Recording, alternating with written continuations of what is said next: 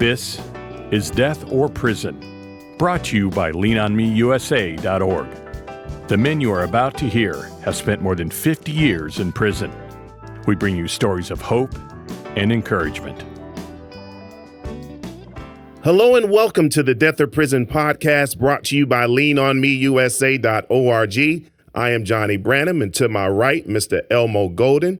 To my left, our distinguished guest, the Florida Assistant Secretary of Community Corrections, Mr. Joe Winkler. How you doing today, sir? Excellent. Good morning to you, Johnny, and good morning, Elmo. Good morning.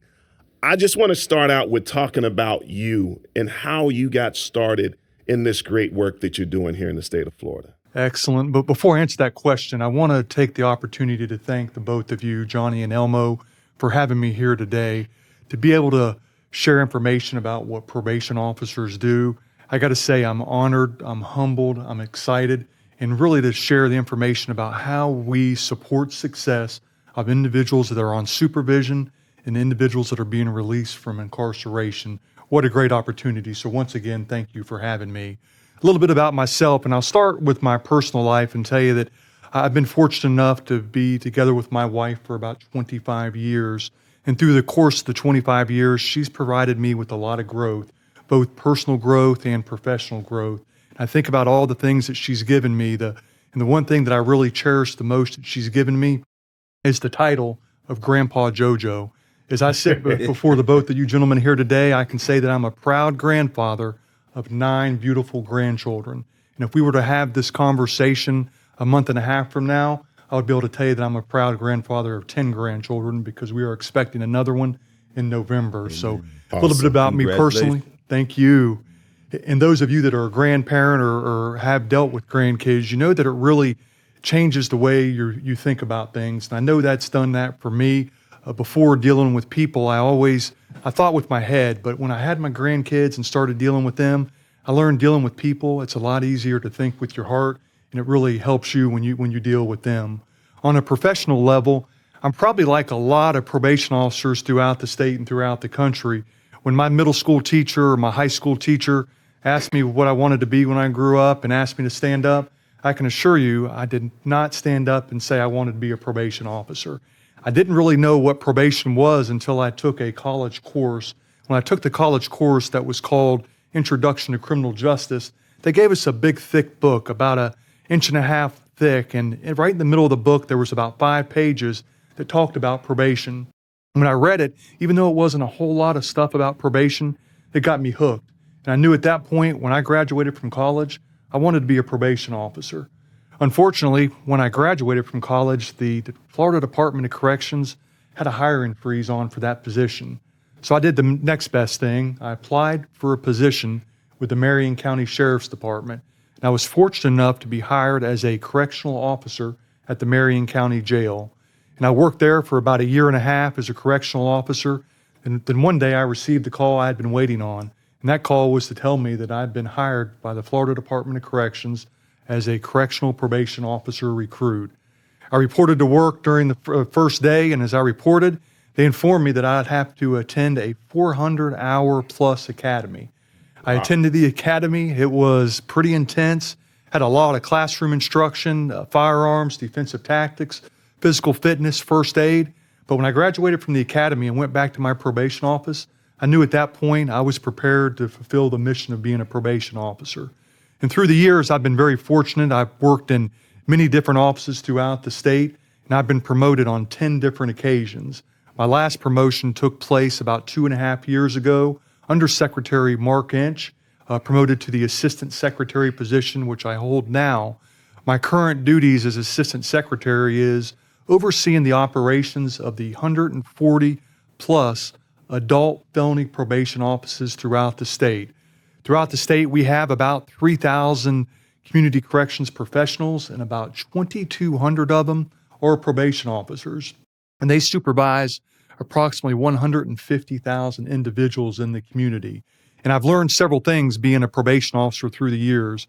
First thing I learned is that being a probation officer isn't just my profession, it's my passion. And I think that you'll hear some of that passion come out in our conversation today, because I really appreciate the role that a probation officer does in the community. I've also learned that the Judges that sentence individuals to supervision and the citizens that live in the state of Florida, they have high expectations of what we do. And I've learned that our role as a probation officer is probably one of the most diverse and important roles in the criminal justice system. On one end, we provide enforcement. On one end, we provide tools and resources to help individuals succeed. There's no other profession that I know in the criminal justice system that has such a diverse role. I've also learned with the public having high expectations of us that we have a really, really good mission statement. I know we've talked about that mission statement before, and it really signifies or amplifies what we do as community corrections professionals in the state of Florida. Thank you, Johnny. Yes, and getting to that mission statement, because there are a lot of people that are either on probation right now, if you're listening.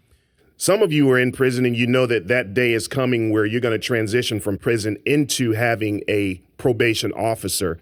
And there's a lot of misconceptions. There's a lot of misunderstanding if you follow me, and me and Elmo can attest to that. There's so many different things that go on inside about that, what to expect, what not to expect. But I want them to hear from someone who is at the top in regards to that community corrections mission statement and the impact of that role and the responsibilities of a probation officer. What do the men and the women who are in there have to look forward to? Great question, Johnny. Thank you for that question. Whenever I talk to our community corrections professionals throughout the state and throughout the country, I tell them that we've got an important role in the community. And if I were to ask them to take a few minutes and write down on a piece of paper what they felt that role was as a probation officer, then collected those pieces of paper and then started reading the answers, I would find out that the answers are going to vary a little bit, but the overall reoccurring theme I'm going to hear is that the role of a probation officer from the probation officer's mouths are going to be that their role is to protect the public. And that's a great answer. You ask about the mission statement, and our mission statement in community corrections signifies that, and that is that we promote public safety by providing effective supervision of offenders in the community, holding offenders accountable, and connecting offenders to services in order to reduce victimization and the recurrence of crime. And if I were to look at mission statements of other community corrections agencies within the state of Florida, then go outside the state of Florida, their mission statements would have some similar verbiage on there. It would all reflect back to public safety. Easy answer, good answer.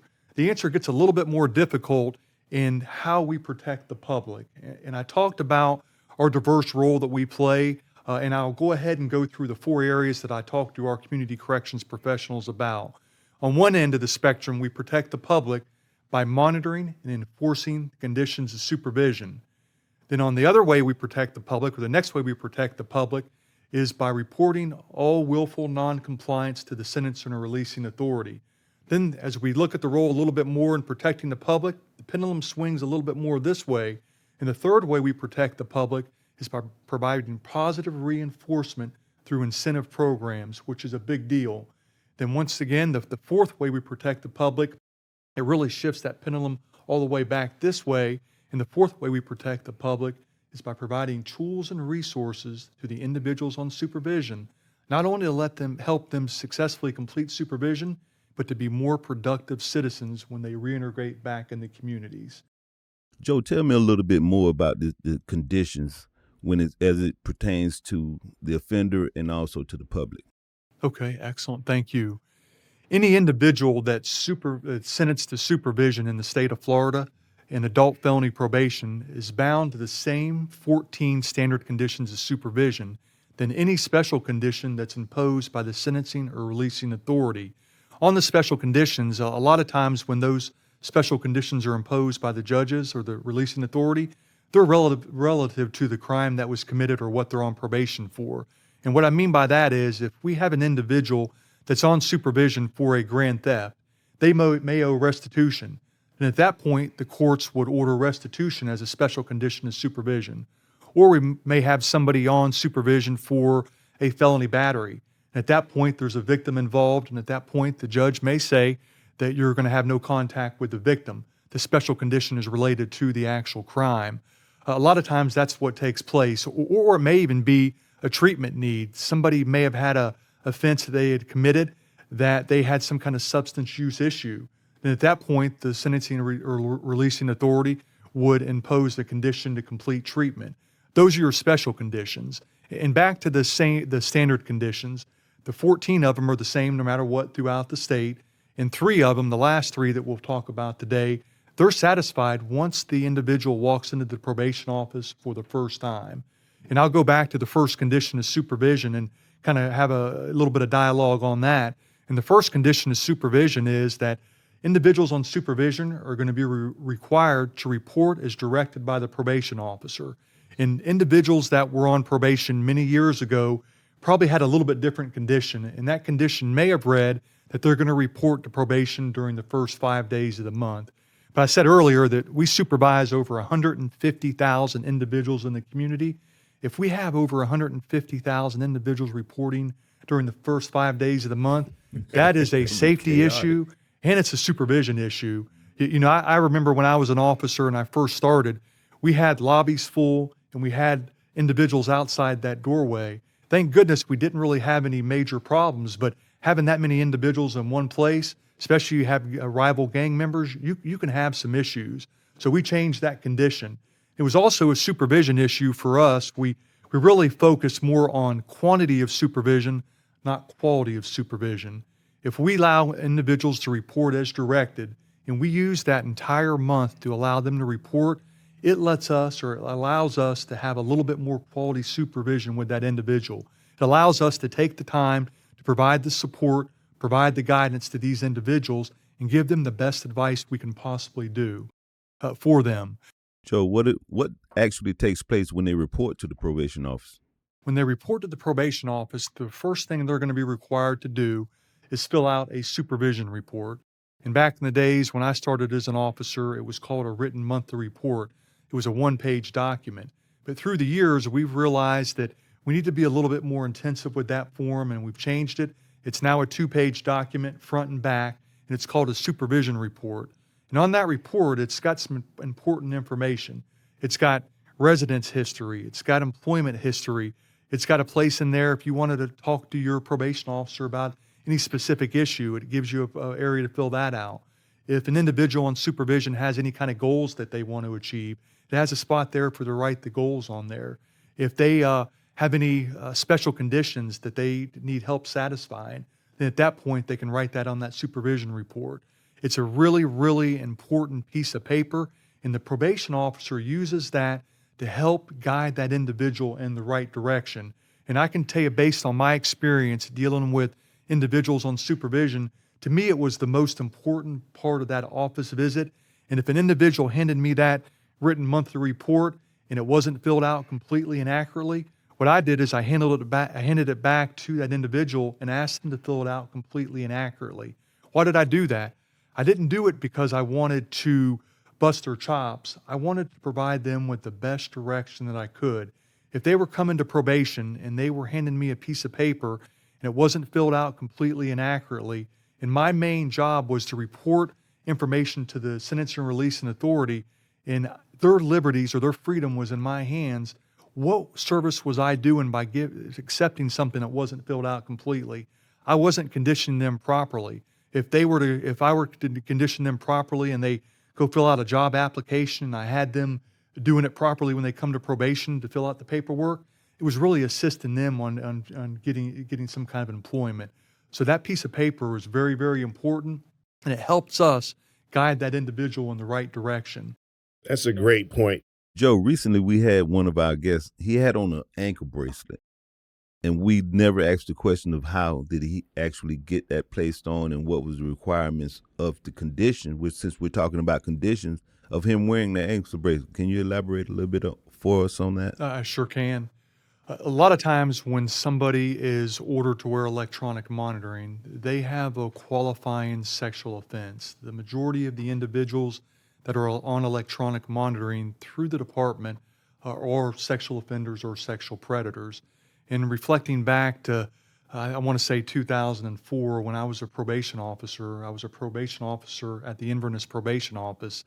We had an incident that occurred where an individual in the community evidently was missing. It was a young girl. Her name was Jessica Lunsford. At that point, they didn't know who abducted Jessica Lunsford. We went and made checks on all of our individuals on supervision. And a couple days later, it was identified that the person who abducted Jessica Lunsford was an individual named John Evander Cooey. And you may have heard of John Evander Cooey in your time. He abducted Jessica Lunsford, raped her, bound her, buried her alive. And from that, there was some statutory provisions passed during the next legislative session that changed the way we did electronic monitoring. At that point, it enhanced the penalties for several areas to include electronic monitoring. And to put into perspective what it did, at the time that that offense happened, we had 747 individuals on electronic monitoring. In today's community corrections, we have about 5,500 individuals on electronic monitoring. So to answer your question in a short answer, a lot of those individuals are either court ordered through an offense that ordered by the Sentencing and Releasing Authority, or they meet statutory requirements outlined through statute through their qualifying sex offense. Wow. And as we go even a little further, when we look at some of the paperwork that's required for the probation officer to fill out, because I've been on probation before, and once I go into my probation officer's office, it seems like they need assistance themselves with so much paperwork when they're dealing with offenders. A lot of paperwork at the onset of supervision. And hopefully later on today, we'll have a little bit more conversation on that because it is pretty cumbersome. It is confusing, and it goes back to communication is the key. If the probation officer and the individual on supervision communicate effectively, it's going to increase the chances of success for that individual on supervision. I agree. There was a time when I was on probation. I'll just share briefly to the men and the women who may be listening and who are either going to be on probation, or some of you may be listening who are currently on probation. I had a violent offense, armed robbery, and I was on probation, and there was this stigma that was going on in regards to amongst the guys on the inside. I call them the residents, and we call the men who are out, men and women who come out, returning citizens. And there was a stigma about, I had 13 years. There was not going to be any leeway for me. I was going to get early terminated. No way. And so I didn't allow any of that to deter me. I looked at the conditions when I met my probation officer. One of the first things, of course, was to be gainfully employed so that I can pay off those court fines and that restitution. For you all listening, pay them the money. That's one of the first things. Pay them the money, because it makes your record look better when you do that. And so, long story short, I set out and I started, I enrolled in college, 20 some odd credits away from receiving my bachelor's at SCU University. I began a nonprofit organization by going into facilities and also teaching life and employability skills. And I had an attorney approach me and said, Johnny, I'm going to file this termination of probation for you early, but I'll be honest, I've never seen one with these charges and less than half the time be terminated. And I said, well, if God be God and it's time for me to get off of this probation, he's going to do it. Mm-hmm. And I prayed about it, and lo and behold, the judge terminated on the first time. Amen. So that's my encouragement to the men and the women listening as they're listening to these conditions, and they think, it can be look like a mountain or something like that. It's doable. And that communication, what you mentioned there is so important, because every probation officer that I had, I always communicated my vision of what I wanted to do. And I also put that out there. Listen, I'm looking for this to be early terminated. Let's work on this together. Those goals that you mentioned on the back of the form, I didn't ignore those. I actually wrote down, I'm doing this month, and this is my goal for next month, and this is where I'm headed.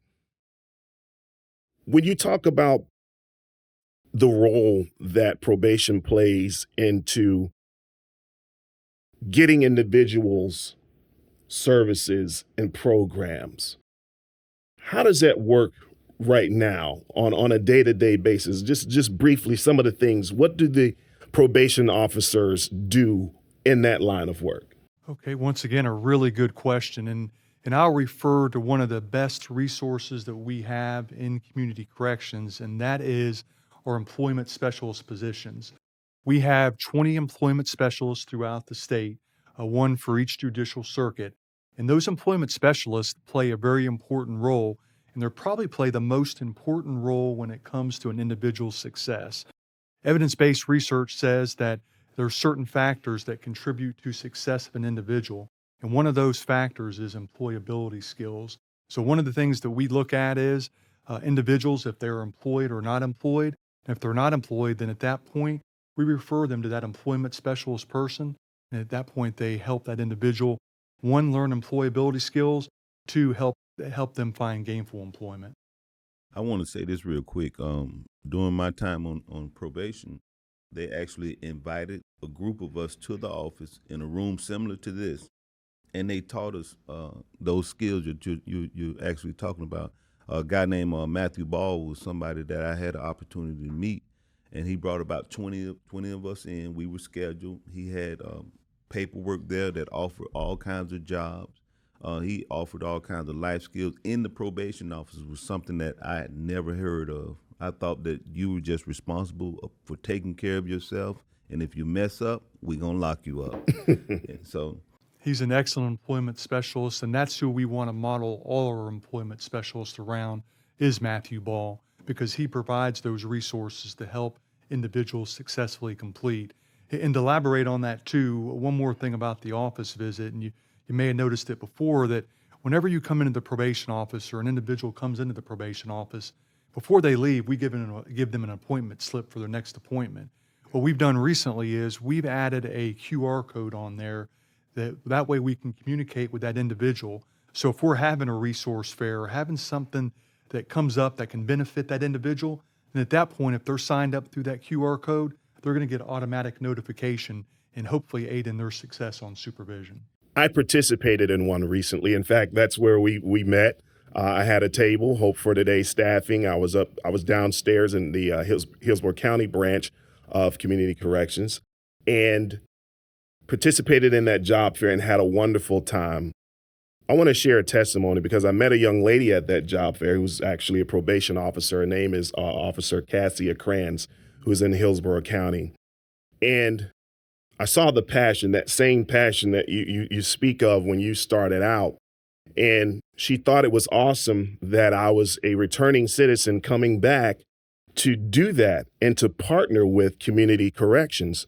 Well, she called me one night. She knew I was a pastor. I'm a pastor, as many of you all know listening. And it was in the evening, a Sunday evening, and she was doing her rounds.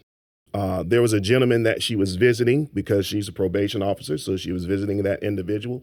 That individual was having a breakdown.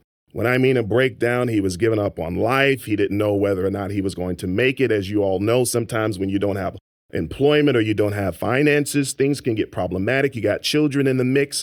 And so he was literally having a breakdown, and I got a phone call. It was Officer Cassia Kranz. She says, "Pastor, I have this man here, and I need you to pray with him. He's going through," and she listed the things that he's going through.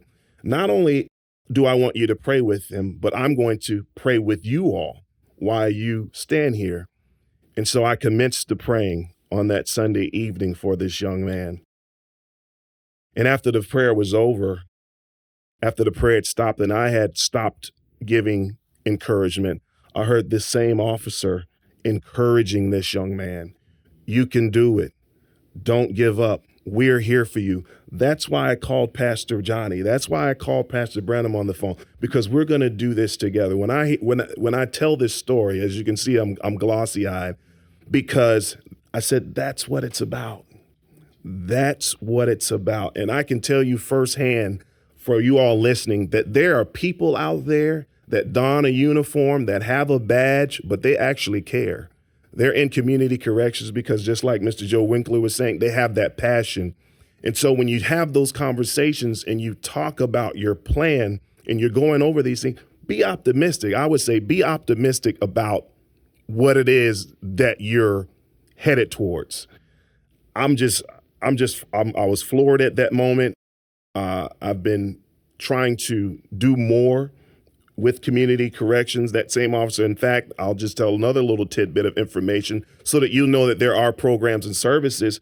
She was very instrumental in hosting a backpack for school kids of returning citizens. They were the focal point.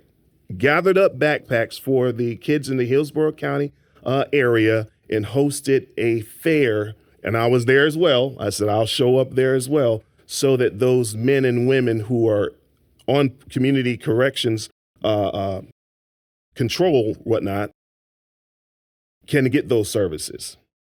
Excellent story, an excellent officer. Very good story. Thank you for sharing that.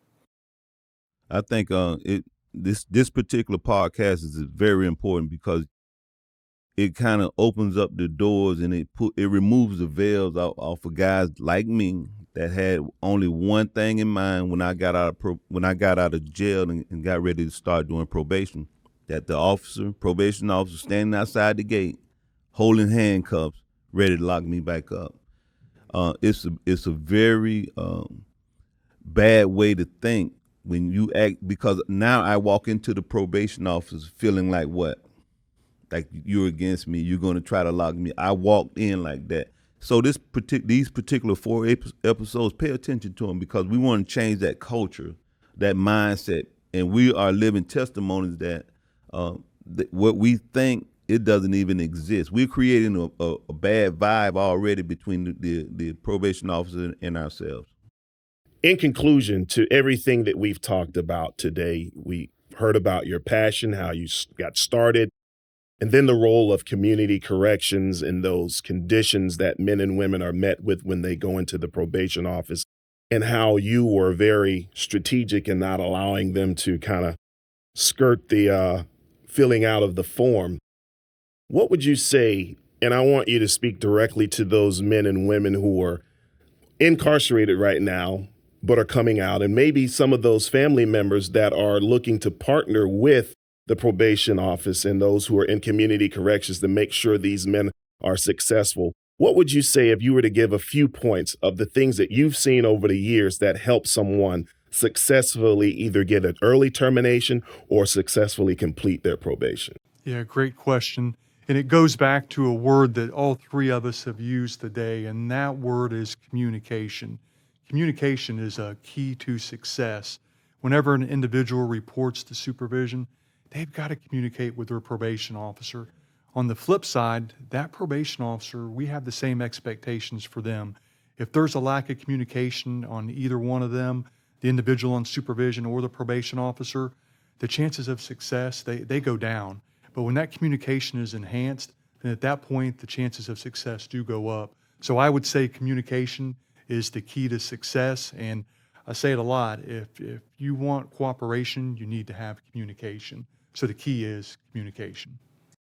What would you say, Elmo, would be some of the keys? That communication. I totally agree with that. I think, the other key is that you have to have an open mind. You can't go into a new system, a new probation system with that old mind. That old mind was telling me that these people wanted to just lock me up, and that's far from the truth. I think that while you guys are incarcerated, get more information about what you need to do as part of your conditions for release before you get out. Do your own research. And then please know that you're getting out and you're dealing with a person and not a system. That has to be one of the best things that you can actually bring to the table when you start approaching the probation office. That's a person. I agree. You brought up an excellent point about communication. You have been listening to the Death or Prison podcast, brought to you by leanonmeusa.org. I am Johnny Branham. You've been listening to Mr. Elmo Golden and the Florida Assistant Secretary of Community Corrections, Mr. Joe Winkler. We want to invite your family to connect with the information located at the bottom of your screen so that they can be connected to a welcoming, mentoring church near them. Now, this is the Death or Prison podcast, but we say choose life. I can change the world. Feed one, teach one boy and girl. Maybe we can change the world.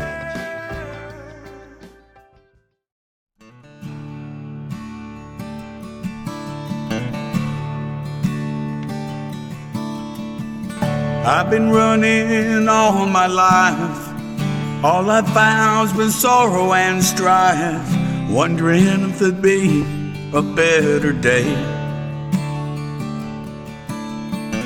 I know I made some wrong turns, and late at night the tears they burn, and it hurts more than I can say.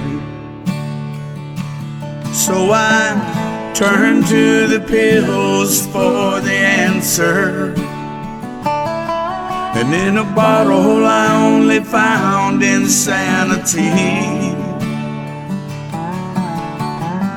What I needed all along was a savior to set me free. Please set me free.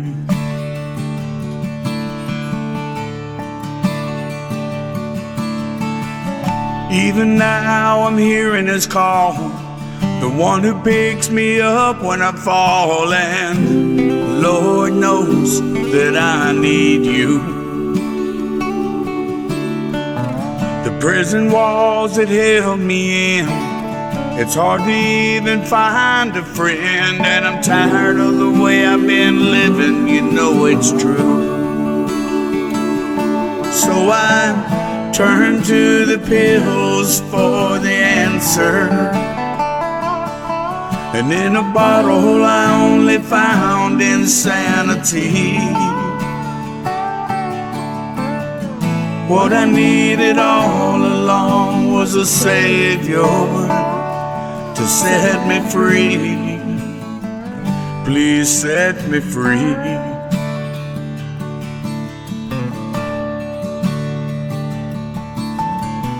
I'm gonna make a decision now. Accepting Christ is what it's about, and I reckon the time is at hand. So dear Lord, please walk with me through all my life and eternity, and help me, Lord, to make a stand. And that's what it means to be a man. And I turned away from the pills for the answer, and the liquor that drove me insane. I called upon the grace of my Savior, His mercy and His love fall down like rain.